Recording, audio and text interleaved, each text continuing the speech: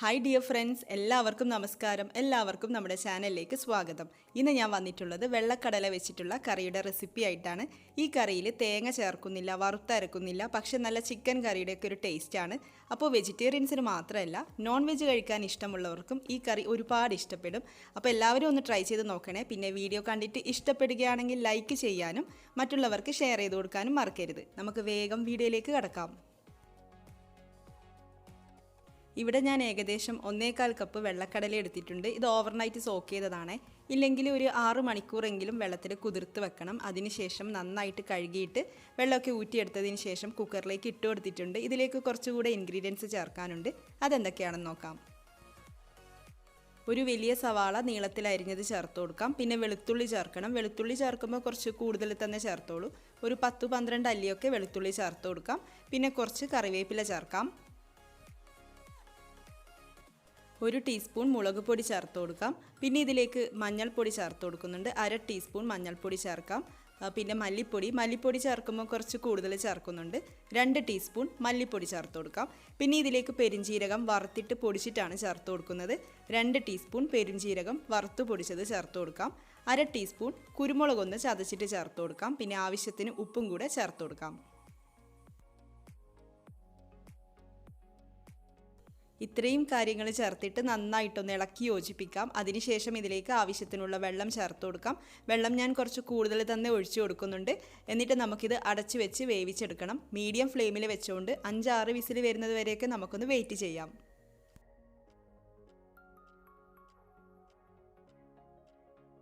5 whistle വന്നു. പ്രഷറൊക്കെ complete മാറിയതിന് ശേഷം തുറന്നു നോക്കുന്നതാണ്. കടല ഇവിടെ വെന്ത് വന്നിട്ടുണ്ട്. അത്യാവശ്യം വെള്ളമൊക്കെ ബാക്കിയുണ്ട്.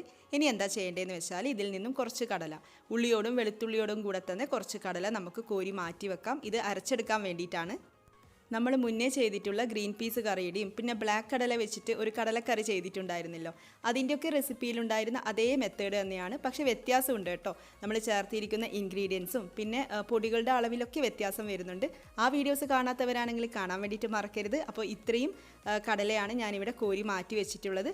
ഇത് ചൂടാറി വന്നാൽ നന്നായിട്ടൊന്ന് അരച്ചെടുക്കാം.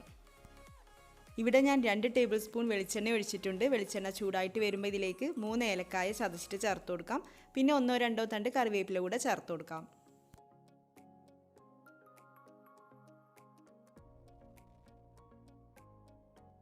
ഇനി ഇതിലേക്ക് ഗരം മസാല ചേർത്ത് കൊടുക്കാം. 1/2 ടീസ്പൂൺ ഗരം മസാല ചേർത്ത് കൊടുക്കാം. പിന്നെ 1/2 ടീസ്പൂൺ മുളക് പൊടി കൂടെ ചേർത്ത് കൊടുക്കാം.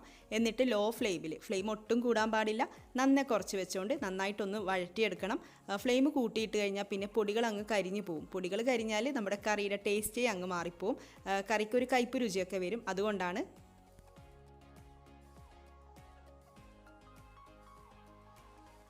പൊടികളൊക്കെ മൂത്ത് വന്നിട്ടുണ്ട്. ഇനി നമുക്കിതിലേക്ക് നമ്മൾ തയ്യാറാക്കി വെച്ചിരിക്കുന്ന കടല പേസ്റ്റ് ചേർത്ത് കൊടുക്കാം. നന്നായിട്ടൊന്ന് മിക്സ് ചെയ്തെടുക്കണം.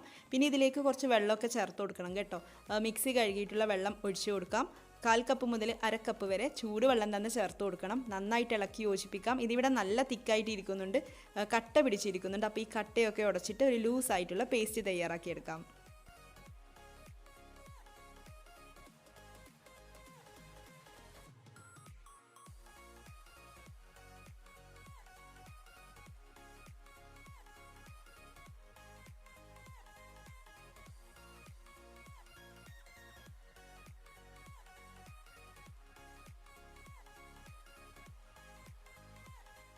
വേവിച്ച് വെച്ചിരിക്കുന്ന കടല ഇനി ചേർത്ത് കൊടുക്കാം. വെള്ളത്തോട് കൂടെ തന്നെ ചേർത്ത് കൊടുക്കാം.